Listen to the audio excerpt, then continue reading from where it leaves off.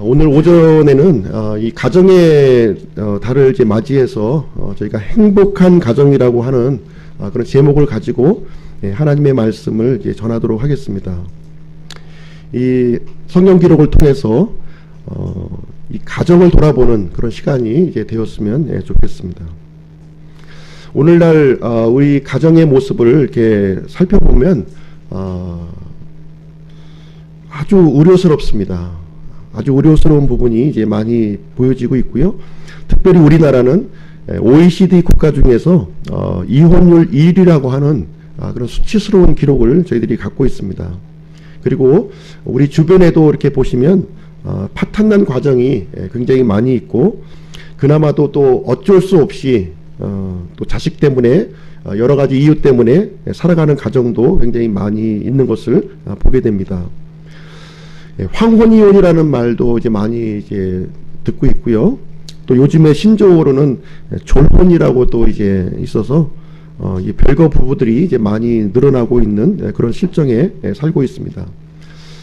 또 결혼도 하지 아니하고 또 싱글로 사는 사람들이 대세를 이루어서 이제 혼밥족 뭐 이런 말들이 이제 많이 이제 나오고 있습니다. 그럼 왜 이렇게 우리가 살고 있는 우리 주변을 살펴보면 이렇게 불행하고 파괴된 가정들이 많이 있을까 한번 생각을 좀 해봤으면 좋겠습니다. 저 자신도 이 가정 문제에 대해서 이렇게 전문가도 아니지만 오늘 하나님께서 성경 기록을 통해서 우리에게 주신 이 성경을 통해서 문제점을 한번 진단해보고 하나님께서 원하시는 가정은 어떤 가정인가 하는 부분들을 한번 생각해보는 그런 시간을 가졌으면 좋겠습니다. 그래서 오늘 진행 순서를 잠깐 말씀드리면, 하나님께서 처음에 우리에게 만들어 주셨던 이 최초의 가정의 모습은 어떠했는가, 그 부분에 대해서 이제 살펴보고요.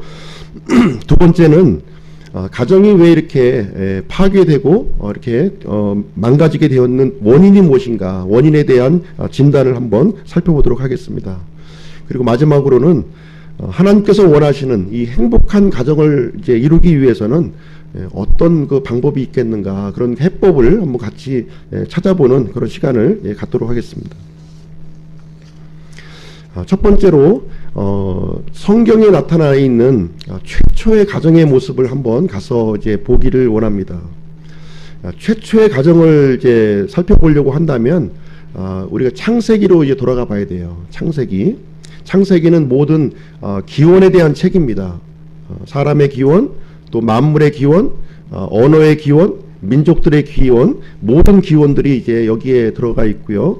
역시 가정의 기원도 창세기를 통해서 우리가 이제 알 수가 있습니다. 이 가정의 역사는 굉장히 오래됐어요. 하나님께서 이 천지 만물을 창조하실 때부터 이 가정의 역사가 이제 시작이 되었습니다. 인류 역사와 더불어서 이제 가정이 시작되었다, 이렇게 볼 수가 있습니다. 하나님께서는 6일 동안 이 눈에 보이는 천지 만물을 이렇게 창조를 하셨습니다. 그리고 마지막 날에 하나님의 형상대로 우리 사람을 창조하셨습니다. 사람을 창조하신 목적이 무엇이냐? 이것은 이 하나님께서 만드신 이 모든 만물을 다스릴 수 있는 그런 존재가 이제 필요했던 겁니다. 그래서 사람을 이제 창조를 해주셨는데, 그 내용을 한번 보시도록 하겠습니다. 창세기로 돌아가셔서요, 1장 말씀 한번 보겠습니다. 창세기 1장.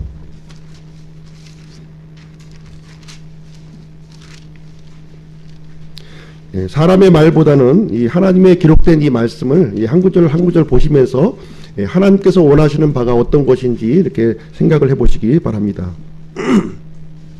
창세기 1장 26절 27절 말씀입니다. 한 목소리로 같이 한번 읽어보겠습니다. 시작. 하나님께서 이르시되 우리가 우리의 형상으로 우리의 모양에 따라 사람을 만들고 그들이 바다의 물고기와 공중의 날짐승과 가축과 온 땅과 땅에서 기는 모든 기는 것을 지배하게 하자 하시고, 이처럼 하나님께서 자신의 형상으로 사람을 창조하시되 하나님의 형상으로 그를 창조하시고 그들을 남성과 여성으로 창조하시니라. 처음에 이제 하나님께서 우리 사람을 창조하신 이 기록이 창세기 1장에 나와 있습니다. 이 사람은 다른 동물과 다른 특별한 존재로 우리를 창조하셨다고 말씀하고 있습니다. 원숭이로부터 이 아메바로부터 우리가 생겨난 것이 아니에요. 하나님께서 직접적인 창조를 통해서 하나님의 형상대로 우리를 창조해 주셨다, 이렇게 말씀하고 있습니다. 사람을 창조하신 이 목적이 무엇이냐면 이 만드신 만물을 다스리는, 지배할 수 있는 존재로 우리를 만들어 주신 것입니다. 27절 말씀을 보시면요, 하나님께서 이제 사람을 만드시는데 남성과 여성으로 이렇게 만드셨다, 이렇게 기록하고 있습니다. 남성과 여성으로 만드셨는데요, 이 남성과 여성을 한꺼번에 만드신 것이 아니라 이 27절 말씀을 보시면 순서가 있어요. 먼저 남성을 만들고 그 다음에 여성을 그 다음에 만들었다 하는 내용이 여기에 이제 기록이 되어 있습니다. 개역 성경에 의하면 남성과 여성이 한꺼번에 이렇게 창조된 것으로 이렇게 우리가 이해할 수가 있는데, 27절 말씀을 자세히 보시면 남자를 먼저 만드시고 그 다음에 여성을 만드셨다 하는 내용을 알 수가 있습니다. 27절 한번 보시죠. 이처럼 하나님께서 자신의 형상으로 사람을 창조하시되 하나님의 형상으로 그를 창조하시고, 그를이 누구죠?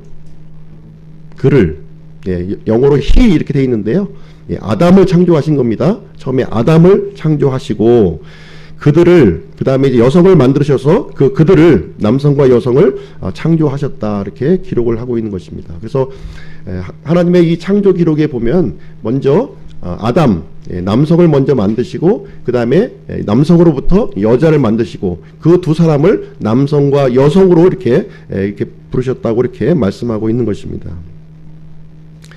그럼 여자를 그럼 어떻게 만들었는가? 여자를 이제 만드신 그 기록을 한번 보실 텐데요. 2장 말씀을 한번 보겠습니다. 2장 21절, 21절부터 25절까지 한번 보겠습니다. 21절, 25절. 21절부터 25절까지 한 목소리로 같이 읽어볼게요. 시작. 주 하나님께서 아담을 깊은 잠에 빠지게 하시니 그가 잠들매 그분께서 그의 갈비뼈 중에 하나를 취하시고 그것 대신 살로 채우시며 주 하나님께서 남자에게서 취한 그 갈비뼈로 여자를 만드시고 그녀를 남자에게로 데려오시니 아담이 이르되 이는 이제 내 뼈 중에 뼈요 내 살 중에 살이라. 그녀를 남자에게서 취하였으니 여자라 부르리라 하니라. 그러므로 남자가 자기 아버지와 어머니를 떠나 자기 아내와 연합하여 그들이 한 육체가 될지니라. 그 남자와 그의 아내가 둘 다 벌거벗었으나 부끄러워하지 아니하더라. 하나님께서 여자를 이제 만드신 내용이 여기 기록되어 있으면서 이 여자와 남자가 이제 한 육체가 되게 하여 주셨고, 그래서 최초의 가정을 이렇게 만드신 장면이 여기에 기록이 되어 있습니다. 여자를 어떻게 만드시냐면 하나님께서 아담을 깊은 잠에 이렇게 빠지게 하셨다, 이렇게 기록하고 있습니다. 깊은 잠에 이제 빠지게 했고요. 그 아담의 갈비뼈 중에 하나를 이렇게 취하여서 그 갈비뼈를 가지고 여자를 만드셨다는 거예요. 이 사실 믿으십니까? 하나님 말씀이에요. 믿으셔야 됩니다. 이 사람의 인체 중에서 자라나는 뼈가 있습니다. 자라나는 뼈. 한번 생성되면 이 뼈는 이제 재생하지 않아요. 재생하지 않는데 특별히 이제 사람의 인체 중에서 이 재생하는 뼈가 있는 거예요. 재생하는 뼈. 그곳이 어디냐면 사람의 갈비뼈가 이제 재생을 하는 겁니다. 이 갈비를 한번 이제 드셔보셨을 텐데, 갈비를 이제 이렇게 뜯게 되면 아주 질긴 부분이 있죠. 갈비뼈에 보면은 아주 질긴 부분이 있어요. 골막이라고 부릅니다. 골막.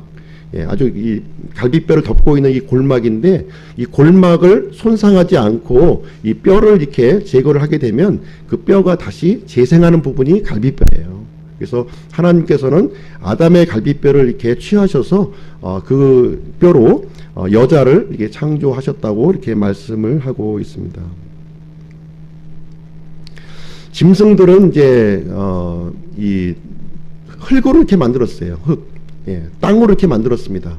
그러나 사람을 만드실 때는 땅에 흙으로 만드신 거예요. 흙보다도 좀 더 이 고운 섬세한 구조를 가지고 있는 먼지로 이렇게 만들어 주셨고, 그 중에서도 여자는 더 고운 부분, 더 고운 부분으로 여자를 이렇게 만들어 주셨다고 이렇게 말씀하고 있습니다. 그래서 이 여자를 이제 아담에게 데려와서 아담과 이제 서로 이제 연합하도록 이렇게 만들어 주셨습니다. 그래서 한 육체가 육체적으로 한 육체가 된 거죠. 육체적으로 한 육체가 되게 하심으로 말미암아 이제 자녀를 이제 이렇게 낳을 수가 있는 그런 최초의 가정을 우리에게 만들어 놓으신 것입니다. 25절 말씀해 보시면 그 남자와 그의 아내가 둘 다 벌거벗었으나 부끄러워하지 아니하더라 이렇게 기록이 되어 있어요. 예. 하나님께서 처음 만드신 이 가정은 벌거벗었지만 부끄러워하지 않았다는 거예요. 하나님의 영광 가운데 있었고 하나님이 함께 하신 가정이었기 때문에 거기에는 죄가 없었고 더러움이 없었고 순수함과 아름다움과 행복만이 가득한 그런 가정이었다 우리에게 말씀을 해주고 있는 것입니다. 이 남자라고 하는 그 히브리어 단어는 이제 어떤 단어를 사용하고 있냐면요, 이쉬라고 하는 단어를 쓰고 있습니다. 이쉬, 남자가 이쉬예요. 그리고 여자라고 하는 히브리 단어는 무엇이냐면 이슈아입니다. 이슈아. 그러니까 이슈에서 이슈아가 이렇게 나왔다 이렇게 말씀을 해주고 있는 것입니다.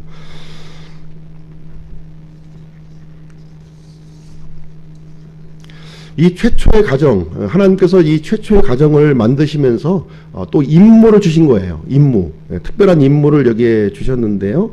그 임무를 한번 보겠습니다. 창세기 1장 28절 한번 보겠습니다. 1장 28절. 사람에게 주어진 임무를 보겠습니다. 창세기 1장 28절. 같이 읽겠습니다. 시작. 하나님께서 그들에게 복을 주시고 하나님께서 그들에게 이르시되 다산하고 번성하여 땅을 채우라. 땅을 정복하라. 또 바다의 물고기와 공중의 날짐승과 땅 위에서 움직이는 모든 생물을 지배하라 하시니라. 예. 이 최초의 사람, 최초의 가정에게는 하나님께서 복을 주셨다 이렇게 기록하고 있습니다. 복을 주셨다. 그 다음에 다산하고 번성하게끔 하셨는 거예요. 그 자손을 주셨다는 것입니다. 참 신기하죠? 자손을 주셨다는 것이 너무 신기한 거예요. 우리 민호를 보면서 오늘 아침에 깜짝 놀랐어요. 아빠랑 똑같이 닮은 거예요. 붕어빵처럼.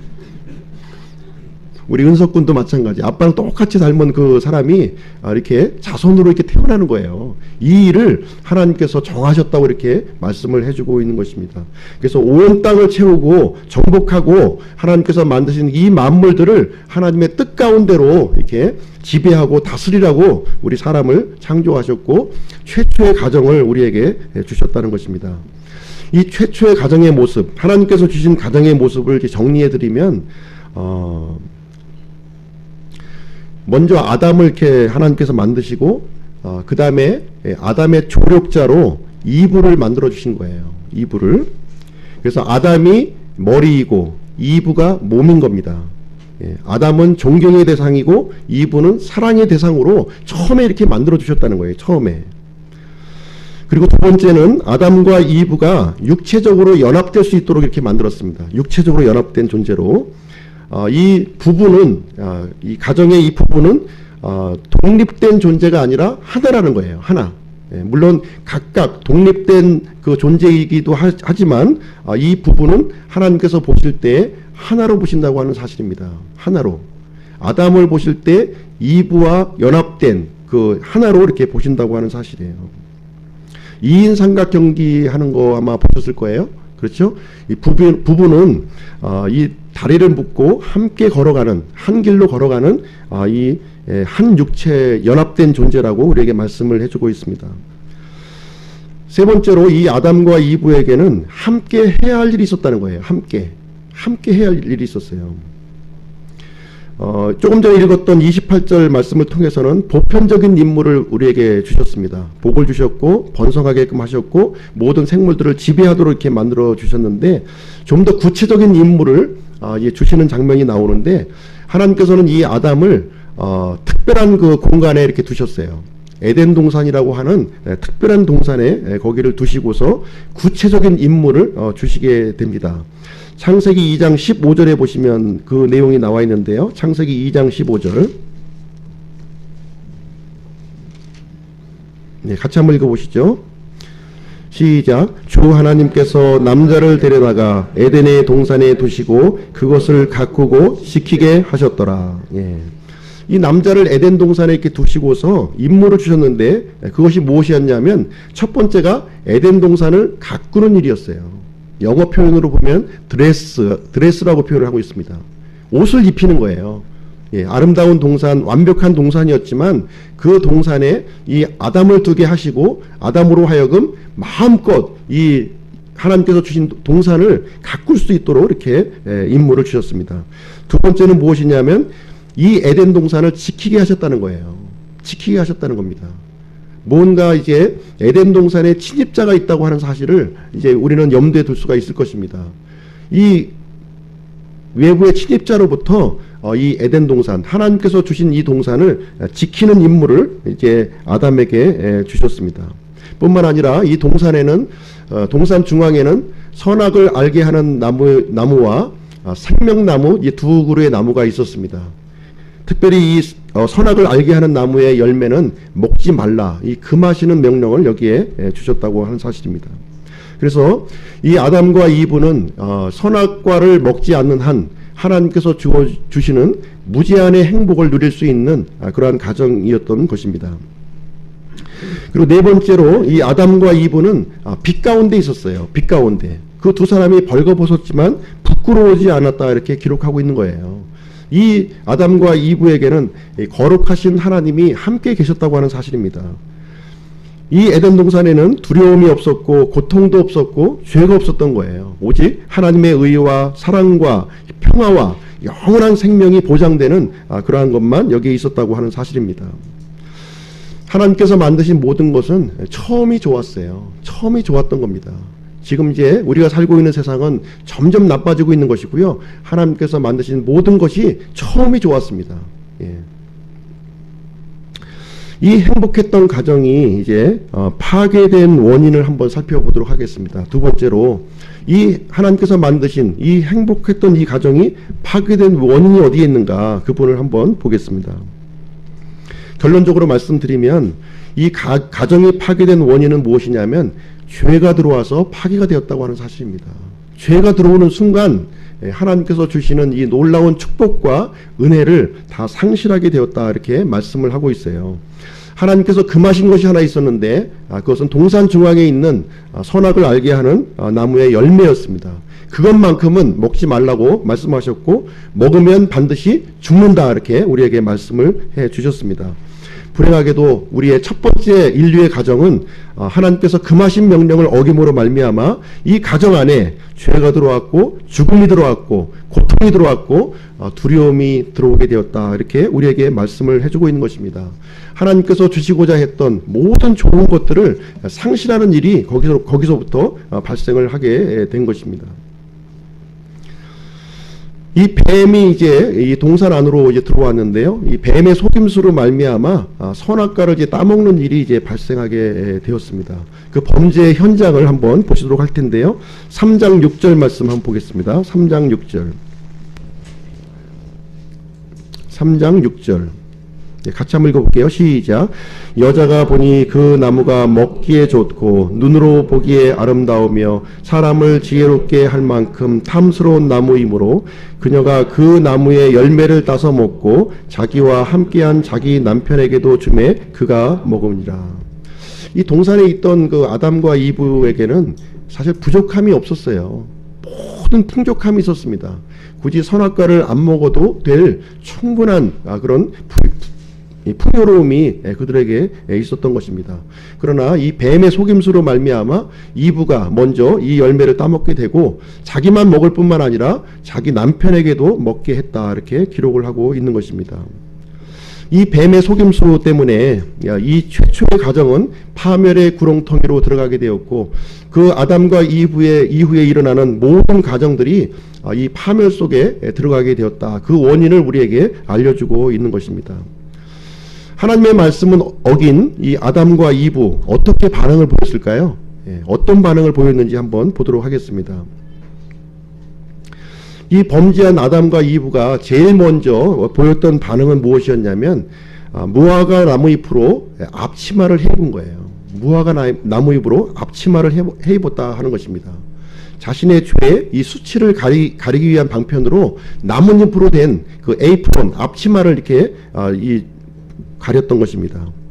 두 번째로 나타난 현상은 무엇이냐면 하나님을 피해서 숨었다는 거예요. 범죄하기 이전에는 하나님과 함께하면서 행복한 하나님과 친밀한 관계를 이제 유지했는데 하나님의 말씀을 범죄한 순간부터 하나님을 피해서 숨는 그런 존재가 되었다는 거예요.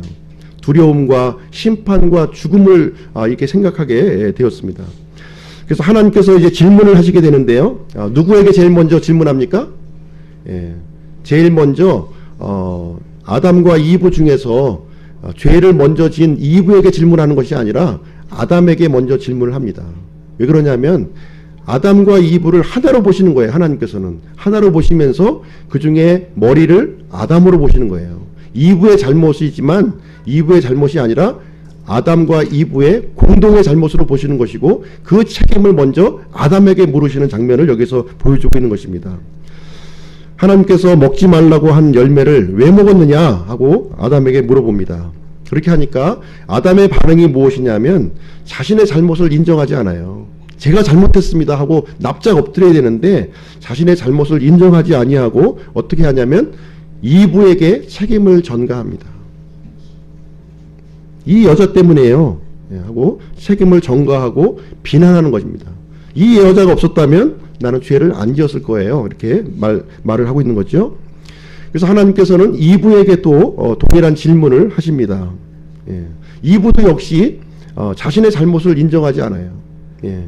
내 잘못이 아니라 이 뱀 때문이에요. 이 뱀이 속여서 내가 그 열매를 먹게 되었습니다. 이렇게 얘기합니다. 이 범죄한 인간의 최초의 모습, 이 모습이 뭐냐면 자신의 잘못을 솔직하게 인정하지 않는다는 거예요. 두 사람이 오히려 책임을 회피하고 상대방을 비난하고 책임을 전가하는 모습이 여기에 최초로 나타나는 모습을 우리는 살펴볼 수가 있습니다. 하나님을 범죄한 이 죄가 하나님과 이 사람 사이에 이 수직적인 관계를 단절시켰고 사람과 사람 사이에 이 수평적인 신뢰 관계를 완전히 망가뜨리는 모습을 우리는 이제 볼 수가 있는 것입니다. 모든 문제를 나에게서 찾는 것이 아니라 상대방에게서 찾는 거예요. 상대방. 그래서 부모를 원망하고 가족을 원망하고 환경을 원망하고 하는 것이 바로 죄인의 특성입니다. 죄인이 갖고 있는 특성이 바로 자신의 책임을 솔직하게 인정하는 것이 아니라 부모 때문에 그래요. 우리 가족 때문에 그래요. 아니면 환경 때문에 좋은 환경이면 괜찮았을 텐데 이런 원망을 하게 됩니다. 궁극적으로는 하나님을 원망하는 겁니다. 하나님을 원망하는 마음이 이 죄인의 이 마음속에 가득히 있다고 하는 사실을 우리는 볼 수가 있습니다. 그래서 이때 이후로 우리 인류는 서로가 서로를 미워하고 경멸하는 관계, 그리고 하나님을 피해서 숨는 이런 모습이 우리에게 나타났다, 이렇게 기록을 하고 있습니다. 죄를 지은 이 사람에 대해서는 하나님께서 심판을 이제 집행을 하시게 되는데요. 하나님의 이 심판 어떻게 진행되는지 그 말씀을 한번 보겠습니다. 3장 14절 말씀 보실게요. 3장 14절부터 19절까지 보겠습니다. 3장 14절부터 19절 같이 한번 읽어보겠습니다. 시작. 주 하나님께서 뱀에게 이르시되 내가 이 일을 행하였으니 내가 모든 가축과 들의 모든 짐승보다 더 저주를 받아 배로 다니고 평생토록 흙을 먹을지니라. 내가 너와 여자 사이에 또 내 씨와 그녀의 씨 사이에 적개심을 두리니 그 씨는 내 머리를 상하게 할 것이요 너는 그의 발꿈치를 상하게 할 것이니라 하시고 여자에게 이르시되 내가 내 고통과 수태를 크게 늘리리니 내가 고통 중에 자식을 낳을 것이요 또 너의 열망이 내 남편에게 있겠고 그가 너를 다스릴 것이니라 하시고 아담에게 이르시되 내가 내 아내의 음성에 귀를 기울이고 내가 네게 명령하여 이르기를 너는 그것에서 나는 것은 먹지 말라 하고 말한 그 나무에서 나는 것을 먹었은즉 땅은 너로 인하여 저주를 받았고 너는 평생토록 고통 중에 땅의 소산을 먹으리라. 또한 땅이 내게 가시덤불과 엉겅퀴를 내리라. 내가 들의 채소를 먹으며 땅으로 돌아갈 때까지 내 얼굴에 땀을 흘려야 빵을 먹으리니 이는 내가 땅에서 취하여 졌기 때문이라. 너는 흙이니 흙으로 돌아갈 것이니라 하시니라. 자, 여기 이제 하나님의 심판이 이제 진행되고 있는데요. 먼저 이 뱀에 대해서 저주를 하시고요. 그 다음에 여자에 대한 심판을 진행하시고 마지막으로 아담에 대해서 이렇게 심판을 집행하시는 모습을 여기서 보게 됩니다. 이 창세기 때 이렇게 이루어진 이 심판을 우리가 이 아담의 후손인 우리들도 동일하게 지금 먹고 지금 있는 상태가 되겠습니다. 가장 최초로 일어난 일이 무엇이냐면 바로 영적 갈등의 현장으로 변모했다는 거예요. 우리 이 사람의 이 가정이 영적 갈등의 현장으로 변모했다는 겁니다. 창세기 3장 15절 말씀해 보시면 내 씨와 그녀의 씨 사이에 적개심을 둔다고 이렇게 말씀해 주고 있어요. 전에는 하나님과 화목한 관계에 놓여 있었지만 지금 죄를 범한 인간의 모습은 무엇이냐면 이 영적인 갈등, 이 마귀와 이렇게 갈등을 하는 그런 영적 갈등의 현장으로 바뀌었다 이렇게 말씀을 해주고 있습니다. 사실 이제 창세기 3장 15절 말씀은 궁극적으로 하나님께서 메시아를 이 땅에 보내주셔서 회복해 주실 것이라고 하는 말씀이에요. 그러나 메시아가 회복하기 전까지는 이 마귀의 지배를 받게 되고 마귀의 영향력을 끊임없이 받게 될 것이라고 하는 말씀을 우리에게 해주시고 있는 말씀이 되겠습니다. 이 마귀는 이 둘로 갈른다고 하는 뜻이에요. 둘로 갈른다. 예. 하나님과 우리 사이를 가르고요. 사람과 사람 사이를 가르는 존재가 바로 이제 마귀라는 거예요. 이 마귀는 하나님과 이 사람 사이에 이렇게 들어와서 이제 끊임없이 갈등하고 분쟁하고 다투게 되는 그러한 일을 진행하게 된다고 하는 사실입니다. 그러나 우리 하나님께서는 마지막에 메시아를 보내주셔서 이 모든 갈등의 문제를 해결해 주실 것을 약속을 해주고 있는 것이 되겠습니다. 그리고 하나님께서는 이 땅에 고통과 질병이 올 것을 말씀해주고 있어요. 범죄하기 이전에는 질병도 없었고 고통도 없었습니다. 그러나 범죄한 이후에는 고통과 질병이 사람 안에서 끊임없이 일어날 것을 우리에게 말씀을 해주고 있습니다. 특별히 여자에게는 이제 수태의 고통을 이제 높여주겠다 이렇게 말씀을 해주고 있는데요. 아마 범죄 이전에도 아마 그 아이를 낳는 이런 고통이 있었을 거예요. 그러나 범죄 이후에는 이 수태의 고통이 더 증대되었다 이렇게 얘기를 해주고 있는 것입니다. 그리고 이 범죄하기 이전에는 아담과 이브 부부의 관계가 서로 수평적인 관계였어요. 수평적인 관계였는데 이제 범죄 이후에는 남편이 아내를 다스리게 되는 수직적인 관계로 변모해 버렸다 이렇게 우리에게 말씀을 해주고 있는 것입니다. 그리고 하나님께서는 이 사람들에게 땅을 선물로 주셨어요. 모든 아름다운 것들이 이렇게 생산해낼 수 있는 아름다운 것으로 주셨지만 이 땅이 저주를 받게 될 것이다 이렇게 말씀을 하면서 사람이 살아가는 동안에 평생토록 이 땅으로부터 오는 이 저주를 받을 것을 우리에게 말씀을 해주고 있는 것입니다. 마지막으로 우리 사람들에게는 이 육체의 죽음이 오게 될 것을 말씀해주고 있어요. 너는 흙으로 만들어졌기 때문에 흙으로 돌아간다 이렇게 말씀하면서 이 범죄의 결과로 인해서 하나님과 분리됐을 뿐만 아니라 육체의 죽음이 우리에게 오게 되어서 사랑하는 사람과 이렇게 이별을 하게 되는 그런 고통을 받게 되는 그러한 상황이 되었던 것입니다. 그리고 하나님께서 만드신 이 동산, 에덴 동산은 완벽한 동산이었고 거룩한 동산이었어요. 이 완벽한 동산은 이제 죄인을 더 이상 이제 함께 할 수가 없었던 겁니다. 그래서 이 아담과 이브를 에덴 동산에서 추방시키는 일이 이제 발생하게 되고요. 인류의 가정은 에덴 동산을 떠나서 하나님을 떠나서 저주와 공포와 갈등과 불신 속에서 살아갈 수 없는 가정이 되었다 하는 것을 성경은 우리에게 말씀을 해주고 있는 것입니다. 성경 기록을 이렇게 쭉 이렇게 살펴보시면 이 가정의 이야기를 이제 많이 다루고 있습니다. 가정의 이야기를 많이 다루고 있어요. 하나님을 이제 믿는 믿음의 사람들도 많이 이제 기록하고 있는데요. 그 가정을 이렇게 살펴보게 되면 이 에덴 동산에서 떠난 이런 불행한 가정의 모습을 반복하고 재현하고 있는 모습을 우리는 이제 살펴보게 됩니다. 특별히 창세기 4장의 기록을 이제 보시게 되면 어떤 이야기가 이제 기록이 되어 있냐면 형이 동생을 죽이는 그런 살인 사건이 거기에 기록이 되어 있습니다. 창세기 12장에 보시면 우리의 믿음의 조상 아브라함이 이제 등장하고 있는데요. 이 아브라함은 자기 아내를 누이라고 이렇게 속이는 그런 기사가 여기에 기록이 되어 있습니다. 아브라함의 조카 롯이 있었죠. 롯은 이제 롯의 가정은 또 어땠는가 살펴보게 되면 창세기 19장을 보시면 이 롯은 두 딸과 동굴 속에서 근친상간하는 이야기가 거기에 기록이 되어 있습니다. 또 창세기 25장에 보시면은 이삭의 가정을 우리는 또 볼 수가 있습니다. 이삭은 두 쌍둥이를 이렇게 낳았죠. 두 쌍둥이 누굽니까? 에서와 야곱, 쌍둥이를 이제 낳았는데 이삭은 에서를 편애하고 리브가는 야곱을 편애하는 그런 그 가정의 모습을 우리는 이제 볼 수가 있습니다. 뿐만 아니라 이 이삭은 아버지에게 배운 것을 그대로 또 재현해요. 아버지가 아내를 누이라고 속였잖아요. 역시 이삭도 자기 아내를 이제 누이라고 또 속이는 장면이 또 26장에 기록이 되어 있습니다. 창세기 30장에 보시면 이제 야곱의 가정을 또 우리가 또 살펴볼 수가 있는데요. 야곱의 가정은 점점 더 심각해지는 상황을 우리는 이제 볼 수가 있습니다. 이 야곱은 4명의 아내를 이제 두면서 4명의 아내가 시기와 질투를 통해서 이게 쌈박질하는 그 가정, 이 분열된 모습을 우리에게 보여주고 있습니다. 창세기 37장도 보시면 이 야곱은 12명의 아들을 낳지요. 12명의 아들.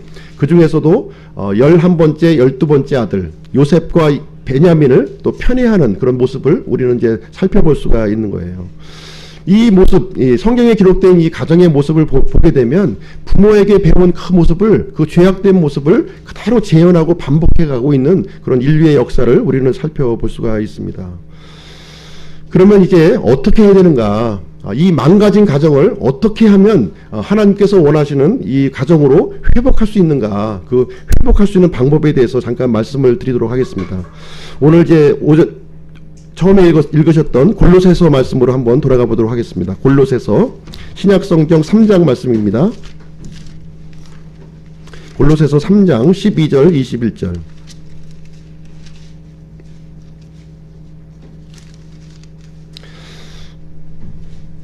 같이 한 목소리로 같이 한번 읽어보도록 하겠습니다. 시작.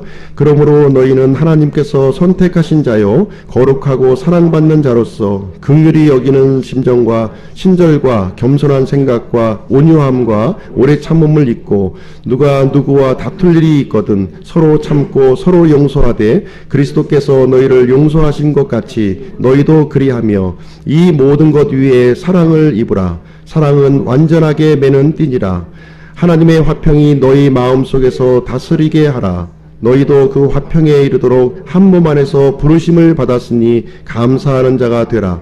그리스도의 말씀이 너희 속에 모든 지혜로 풍부히 거하게 하여 시와 찬송고와 영적 노래로 서로 가르치고 훈계하며 너희 마음속에서 은혜로 주께 노래하고 또 너희가 말이나 행위로 무엇을 하든지 모든 것을 주 예수님의 이름으로 하며 그분을 힘입어 하나님 곧 아버지께 감사를 드리라. 아내들아 너희 남편에게 복종하라. 그것이 주 안에서 합당하니라. 남편들아 너희 아내를 사랑하고 모질게 대하지 말라. 자녀들아 모든 일에서 너희 부모에게 순종하라. 이것은 주를 매우 기쁘게 하느니라. 아버지들아 너희 자녀들을 노엽게 하지 말라. 그들이 낙담할까 염려하노라. 우리 사람의 그 인생은 어떤 사람을 만나느냐에 따라서 이렇게 달라지게 됩니다. 그래서 사람을 잘 가려서 만나는 것이 이제 대단히 중요하고요. 우리 특별히 하나님을 믿는 사람들은 어떤 사람을 만나야 됩니까? 좋은 사람 만나야겠죠. 좋은 사람 만나는 거 싫은 사람 혹시 있으세요? 믿음이 좋은 사람이 만나야 되고 또 착한 사람을 우리는 만나기를 원합니다. 제가 믿음이 좋은 사람, 착한 사람을 만나는 방법에 대해서 잠깐 말씀드릴게요. 모든 사람이 좋은 사람을 만나길 원해요. 믿음이 좋은 사람 만나길 원합니다. 그거 거부하는 사람은 한 사람도 없어요. 거기에 대한 답을 제가 말씀드릴게요. 내가 믿음이 좋은 사람이 되면 되고요. 내가 착한 사람이 되면 되는 거예요. 그렇잖아요. 그러면 좋은 사람 만나고 착한 사람 만나는 겁니다. 나는 좋은 사람 되기를 원치 않으면서 나는 믿음이 뭐 이 정도면 괜찮다고 생각하면서 좋은 사람을 만나려고 한다고 하는 것은 욕심인 겁니다. 내가 좋은 사람 되면 되는 거예요. 여기서 아마 여기 결혼하실 사람들도 있고 이제 하지만 좋은 믿음이 좋은 배우자를 만나려면 어떻게 해야 됩니까? 내가 좋은 배우자가 되면 되는 거예요. 그러면 그것을 찾는 사람과 만날 수 있다, 이렇게 말씀을 할 수가 있는 것입니다. 먼저 행복한 가정을 이루기 위해서는 내가 하나님의 형상으로 회복이 되어야 된다는 건 사실이에요. 내가 먼저 하나님의 형상으로 회복이 되어야 돼요. 가정이 망가진 이유가 어디에 있습니까? 하나님의 형상을 잃어버린 데서 있었던 거예요. 하나님의 형상을 잃어버렸기 때문에 모든 가정이 불행하고 모든 안 좋은 일들이 가정 안으로 들어온 겁니다.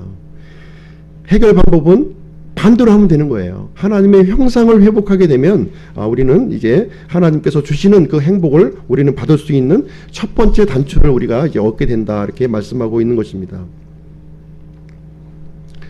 두 번째로 이 본문의 말씀을 통해서 보시면은 예수 그리스도의 사랑을 실천하라는 거예요. 사랑을 실천하라. 골로새서 3장 14절에 보시면 사랑은 완전하게 매는 띠니라, 이렇게 기록을 하고 있습니다. 사랑은 완전하게 매는 띠니라, 이렇게 얘기를 하면서 그 앞부분에 예수 그리스도의 성품을 우리에게 말씀해주고 있어요. 우리 안에 지금 갖고 있지 않은 예수님께서 갖고 계신 그 성품을 얘기해주고 있습니다. 거기에 기록된 것을 보시면 그분의 긍휼함, 그분의 친절함, 그분의 겸손한 생각, 그분의 온유함, 그분의 오래 참음, 그분의 용서하심이 있는데 그 위에 사랑을 매라고 이렇게 얘기를 해주고 있는 거예요. 하나님의 형상, 잃어버린 형상을 우리가 회복하고 예수 그리스도의 사랑을 우리 가정 가운데 실천할 때 우리는 행복한 가정을 이룰 수 있다, 이렇게 얘기를 해주고 있는 것입니다. 행복한 가정을 이룰 수 있는 것은 십자가의 사랑만이 그것을 가능하게 한다고 하는 사실입니다. 예수님의 사랑만이 우리 가정을 행복하게 해줄 수 있다 하는 것을 우리에게 말씀해 주고 있습니다. 예수님의 사랑 없이 하나님의 주시는 행복을 찾을 수는 없다는 거예요. 세 번째로 그리스도의 말씀에 순종을 해야 된다는 거예요. 그리스도의 말씀을 순종해야 된다. 우리가 믿기 전에는 어떻게 살았습니까? 하나님의 말씀과는 상관없이 내 생각과 내 의지대로 이렇게 살았는데, 이제 우리가 구원받고 난 이후에는 하나님의 말씀을 쫓아서 우리가 살아가는 존재가 되었다는 거예요. 그래서 하나님의 이 행복한 가정 이루기 위해서는 내 생각과 내 계획을 가지고 이렇게 계획하는 것이 아니라 이 하나님의 말씀의 지배를 받도록 하는 겁니다. 그랬을 때 우리가 하나님께서 주시는 그 행복한 가정을 얻을 수가 있는 것입니다. 성경적 원리가 무너졌을 때 가정이 무너지는 거예요. 성경적 원리를 다시 회복하면 우리가 행복한 가정을 얻을 수 있다고 하는 것을 얘기해 주고 있습니다.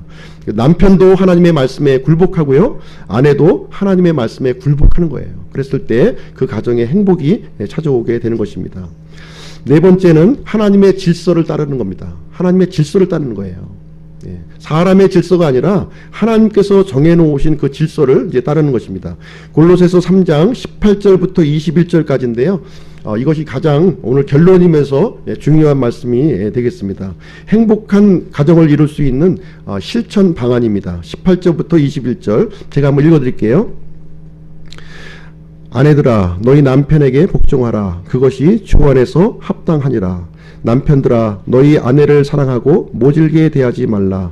자녀들아, 모든 일에서 너희 부모에게 순종하라. 이것은 주를 매우 기쁘게 하느니라. 아버지들아, 너희 자녀들을 노엽게 하지 말라. 그들이 낙담할까 염려하노라. 한번 순서를 한번 보시기 바래요. 순서. 먼저 아내에게 먼저 하나님께서 말씀하시고 그 다음에 남편에게 얘기하고 있습니다. 먼저 자녀에게 얘기하고 있고요, 그 다음에 아버지에게 얘기하고 있는 이 하나님의 질서를 한번 보시기 바랍니다. 제일 먼저 이제 아내에게 이제 하시고 있는 말씀이에요. 아내 된 사람에게 이제 하시는 말씀입니다. 아내에게 뭐라고 하냐면 너희 남편에게 복종하라, 이렇게 하고 있습니다. 남의 남편에게 복종하시면 안 됩니다. 남의 남편에게 복종하시는 분이 있어요, 보면. 너희 남편에게 복종하라, 이렇게 얘기를 하고, 남의 남편에게 복종하시면 안 돼요. 이 복종이라고 하는 이 단어가 일단 이제 거부감이 많이 생기죠. 내가 왜 복종해야 되는가, 이런 생각이 아마 들으실 겁니다. 그러나 이것은 하나님의 말씀이에요. 하나님의 말씀이고요. 하나님께서 이 아내를 왜 만드셨냐면 조력자로 만드신 거예요. 조력자로 이렇게 만드셨습니다. 조력자라고 하는 것은 지혜와 능력 면에서 뛰어난 존재이기 때문에 그래요. 뛰어난 존재이기 때문에 조력을 하라 이렇게 말씀을 해주고 있는 것입니다. 사실 이제 남자와 여자 이렇게 비교해 보시면 남자 이렇게 뛰어난 거 별로 없어요. 그렇지 않습니까? 남자 뛰어난 거 딱 하나 있어요. 힘. 그렇잖아요. 힘 빼면 없어요. 그것도 나이 들면은 여자한테 이기지도 못해요. 예. 진짜 뛰어난 분이 바로 이제 자매님들, 이제 아내 된 분들이 진짜 뛰어난 거예요. 지식이나 능력이나 모든 부분에 있어서 그 섬세함과 그 능력을 따라잡을 수가 없습니다. 남자는 감히 따라잡을 수가 없어요. 뛰어난 존재이기 때문에 남편을 존경하고 남편을 높이기 위해서 그 지혜와 능력을 사용하라. 지금 이제 하나님께서 우리에게 말씀해주고 있는 말씀이 되는 것입니다. 하나님의 방법은요, 이렇게 능력이 우월한 사람이 낮은 사람을 이렇게 굴복시키는 게 아니에요. 이 자기보다 이 섬기는 사람이 더 높은 사람이라고 우리에게 말씀을 해주고 있어요. 아내가 앞서 나가면 안 된다고 하는 사실이에요. 아내가 앞서서 나가면 안 된다. 그렇게 되면은 남자가 사실 도와줄 일이 없습니다. 아내가 앞서 나가면. 예. 요즘에 이제 아내가 앞서 나가시는 분들이 굉장히 많이 있어요. 우리 주변에 보시면 남자가 도와줄 일이 없어요, 사실. 이 뛰어난 분이 앞에 나가서 하니까 이 뛰어나지 않은 남자는 도와줄 일이 없다는 겁니다. 그래서 무엇으로 전락이 돼버리냐면 적응이 안 되는 밥 짓고 설거지하는 신세로 전락해 버립니다. 조력할 수가 없어요. 예. 그런 하나님의 질서가 이제 어긋나 있는 그런 가정을 이룬다는 겁니다. 그래서 하나님께서는 일성으로 하시는 말씀이 무엇이냐면 지혜와 능력이 뛰어난 아내가 남편을 위해서 복종하라 이렇게 얘기를 해주고 있는 것입니다. 이 복종 그러면 남편만 아내만 복종해야 되느냐 또 이렇게 말씀하시는 분이 있을 텐데 사실 성경은 양쪽 다 얘기하고 있습니다. 남편도 아내에게 복종하라는 말씀이 있어요. 꼭 이 말씀만 가지고 아내에게 복종을 강요하시는 분들이 있는데 사실은 남편도 복종하라고 하는 말씀이 성경 말씀에 있습니다. 에베소서 5장 말씀을 보시면 추가적인 정보를 우리에게 주고 있는데요. 서로 복종하라 이렇게 말씀을 하고 있습니다. 그래서 남편과 아내만 일방적으로 남편에게 복종하는 것이 아니라 남편과 아내가 서로 복종해야 될 것을 우리에게 말씀을 해주고 있습니다.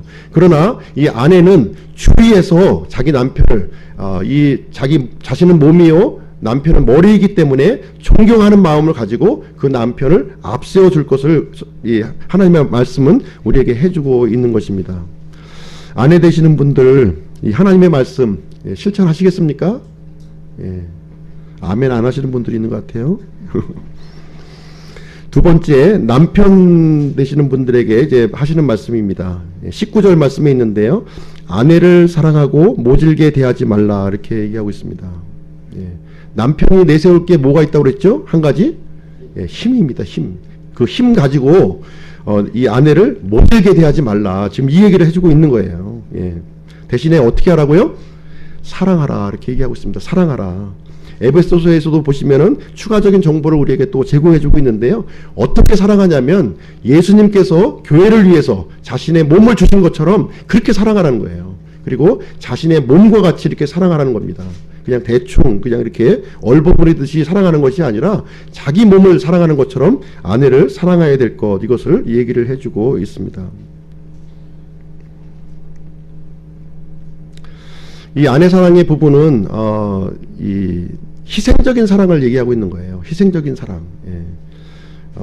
잘하고 사랑받을 만할 때만 사랑하는 것이 아니라 비록 아내가 잘못하더라도 비록 아내가 이렇게 실수를 저질러더라도 사랑해야 될 것 이것을 얘기해주고 있는 것입니다.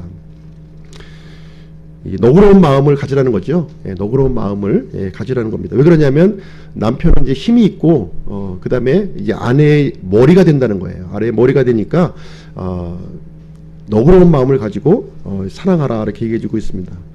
예, 남편 되시는 분들 순종하시겠습니까? 예, 아멘 소리가 커지고 있네요. 예. 세 번째로 자녀들에게 이제 하시는 말씀을 한번 보도록 하겠습니다. 자녀들 20절 말씀에 있는데요. 자녀들아 모든 일에서 너희 부모에게 순종하라. 이것은 주를 매우 기쁘게 하느니라. 예, 자녀들에게 지금 이제 말씀을 하고 있습니다. 자녀에 해당되시는 분들은 잘 보시기 바랍니다. 하나님께서 이 부모 공경에 대한 부분은 이 십계명에 이제 기록을 해 놓으셨는데 제 5계명이 부모 공경에 대한 일이 말씀이에요. 에베소서 6장 이 1절부터 3절까지 말씀을 보시면 이 부모 공경이 약속 있는 첫째 계명이다 이렇게 말씀을 해주고 있어요. 약속 있는 첫째 명령. 예, 무슨 얘기냐면 하나님께서 모세에게 돌판을 이제 2개의 돌판을 이제 주셨는데요. 한 개의 돌판에는 제1계명부터 4계명까지 기록이 되어 있습니다. 그리고 두 번째 돌판에는 제5계명부터 10계명까지 기록이 되어 있는 거예요. 1계명부터 4계명까지는 하나님과 관련된 명령이에요. 그리고 두 번째 5계명부터 10계명은 사람과 관계된 그 명령입니다. 그 중에서 제일 첫 번째로 나와 있는 약속이 있는 그 명령이 무엇이냐면 제5계명이다 이렇게 우리에게 말씀을 해주고 있는 것입니다. 제5계명. 10계명 중에서 약속이 있는 계명, 약속이 있는 명령이 제5계명 단 한 가지라는 거예요. 어떤 약속이 있느냐? 에베소서 6장 1절부터 3절까지 말씀을 이제 보시게 되면 이것은 내가 잘되고 땅에서 장수하게 하려 함이라. 부모를 공경하게 하게 되는 이 명령을 순종하게 되면 주어지는 것이 무엇이냐면 내가 이 땅에서 잘되고 장수하게 해준다는 거예요. 장수의 축복을 누리고 싶고 이 땅에서 잘 되기를 원한다면 부모를 공경하라 이렇게 하나님께서는 우리에게 말씀을 해주고 있는 것입니다. 부모를 공경하는데 어떻게 공경하냐면 모든 일에서 공경하라는 거예요. 모든 일에서. 내가 들을 말만 가려서 이렇게 들으라는 것이 아니라 부모가 하시는 모든 일에서 너희 부모에게 순종하라고 우리에게 말씀을 해주고 있습니다. 자녀 되시는 분들 순종하시겠습니까? 또 소리가 또 쭉 좀 들어가시는 것 같아요. 약속 있는 명령입니다. 약속 있는 명령이에요. 순종했을 때 하나님께서 복을 주신다는 말씀입니다.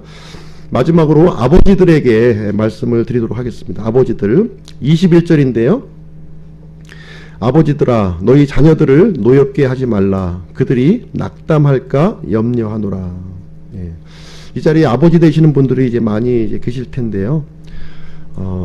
이 아버지들은 자녀를 노엽게 하지 말라 이렇게 말씀을 하고 있습니다. 이 얘기는 무슨 얘기냐면 자녀들을 사사롭게 대하지 말라는 뜻이에요. 사사롭게 대하지 말라. 자녀는 내 소유물이니까 내 마음대로 해도 된다. 이거 아니라는 거예요. 자녀는 내 소유물이 아니라는 겁니다. 내 소유물이기에 앞서서 하나님의 자녀임을 우리가 인정해야 된다고 하는 사실입니다. 그래서 자녀들을 내 사적인 소유물인 것처럼 이렇게 노엽게 하지 말라고 우리에게 말씀을 해주고 있는 거예요. 보통의 부모님들을 보면 내가 못한 이 분풀이를 자녀를 통해서 하려는 경향이 굉장히 많이 있어요. 그래서 예를 들면은 아이는 음악을 굉장히 좋아해요. 음악을 하고 싶어 하는데 아버지는 이제 어떤 생각을 갖고 있죠? 의사가 좀 됐으면 좋겠다 이렇게 강요를 하고 있는 거죠. 그리고 아이는 선생님이 되고 싶어 합니다. 선생님. 근데 특별히 요즘에 이제 목회자 되시는 목사님들은 자녀가 어떻게 되기를 원합니까? 목사가 되기를 원하시죠? 목사가 되기를 원합니다. 왜 그럴까요? 좋으니까 그러겠죠? 좋으니까. 그래서 그 자녀를 노엽게 한다 하는 말은 무슨 얘기냐면 부모의 뜻을 일방적으로 아이에게 강요하는 것을 얘기하고 있는 거예요. 강요한 거. 강요하지 말라는 겁니다. 그렇게 되면 그들이 낙담할까 염려가 된다 이렇게 얘기를 해주고 있습니다. 특별히 이제 에베소서 6장 4절 말씀에 보시면 추가적인 정보를 또 우리에게 주시는데요. 이 아버지들에게 하시는 말씀이 무엇이냐면 노엽게 하지 말고 오직 주의 교육과 훈계로 양육하라 이렇게 말씀을 해주고 있어요. 주의 교육과 훈계로 양육하라. 내 생각과 내 철학을 가지고 이 자녀를 양육하라고 하는 것이 아니라 하나님의 말씀으로 이 자녀를 양육해야 될 것, 그것을 얘기해 주고 있는 것입니다. 다시 말하자면 하나님의 사람으로 키우라는 거예요. 하나님의 사람. 부모는 이제 이 자녀의 보호자입니다. 보호자이기 때문에 이 자녀가 하나님 앞에서 독립적으로 설 수 있도록 도와주는 역할을 잘 감당하라. 이 얘기를 우리에게 말씀을 해주고 있습니다. 자, 아버지 되시는 분들 순종하시겠습니까? 예. 하나님의 사람으로 이렇게 독립적으로 세워지기를 간절히 원합니다. 결론을 내리도록 하겠습니다. 우리 그 사람들의 이 가정은 아담의 범죄 이후에 사실은 영적 전쟁터로 지금 이제 변모를 했습니다. 아마 그것을 이제 경험하시는 분들이 아마 많이 있으실 거예요. 이 사탄은 가정을 파괴하기를 원해요. 어떻게 하든지 이 가정을 둘로 나누기를 원합니다. 그러나 하나님께서는 믿음의 가정으로 우리를 이제 세워주시기를 원한다고 하는 사실입니다. 그래서 믿음의 가정을 세우는 길이 바로 행복한 가정을 만드는 길이라고 하는 사실입니다. 그래서 오늘 4가지 부분에 대해서 말씀을 드렸는데요. 하나님의 형상으로 우리가 회복을 해야 될 것 말씀드렸고요. 2번째, 그리스도의 사랑을 우리가 실천을 해야 된다. 3번째, 그리스도의 말씀에 우리가 순종한다. 4번째, 하나님의 질서를 따를 때 우리가 행복한 가정이 될 수 있다고 하는 사실을 우리에게 보여주고 있습니다. 행복한 가정은 사실 이제 저절로 이루어지는 건 아니에요. 그렇죠? 가만히 있으니까 행복한 가정이 되었다. 이럴 수는 없는 겁니다. 우리가 육체의 일을 버리고 성령의 일을 이렇게 쫓아나갈 때 우리는 행복한 가정을 우리는 이룰 수 있다. 이렇게 성경은 우리에게 말씀해 주고 있습니다. 이 교회가 든든해지고 교회가 건강하기 위해서는 가정이 든든하고 가정이 건강해져야 됩니다. 든든한 가정이 이렇게 있을 수 세워질 때 또 교회도 지역 교회도 든든하게 세워질 수 있다 이렇게 생각이 됩니다. 교회를 든든하게 한다고 하면서 이 가정을 파괴한다고 하는 것은 잘못된 겁니다. 건전한 가정 속에 또 건전한 교회가 이렇게 세워지는 것입니다. 그래서 우리 한 믿음, 한 마음, 한 뜻으로 성경적인 가정, 성경적인 교회를 세워나갔으면 좋겠습니다. 그래서 하나님의 은혜 안에서 행복한 가정을 이루시기를 주님의 이름으로 축원합니다. 제가 기도하고 마치겠습니다.